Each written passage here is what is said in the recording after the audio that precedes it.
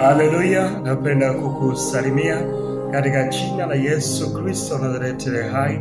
Wakati huu napenda kukukumbusha neno la Mungu kutoka kwenye kitabu cha Zaburi 19 mstari wa 12 mpaka 13, na inasema, ni nani awezaye kuyatambua makosa yake? Unitakase na mambo ya siri. Umzuie mtumishi wako asitende mambo ya kiburi, yasinitawale mimi. Ndipo nitakapokuwa kamili, nami nitakuwa safi, sina kosa lililokubwa. Haleluya. Biblia inasema ni nani anaweza kutambua makosa yake?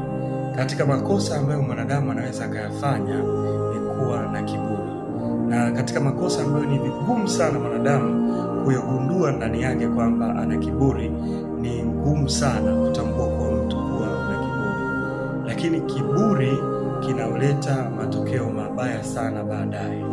Hivyo lazima udhibiti tabia ya wewe kuwa na kiburi, na hakuna mtu anaweza kushinda kuwa na kiburi kama uso wake hataamua kumwelekea Mungu. Unatakiwa kumwelekea Mungu kwa maombi kila siku, kumwomba Mungu akusaidie uendelee kuwa mnyenyekevu, kwa sababu unyenyekevu unatoka kwa Mungu peke yake.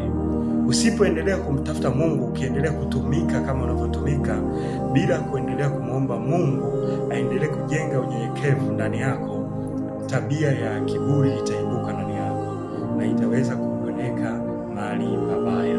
Amina. Mungu wa mbinguni akubariki sana. Amen.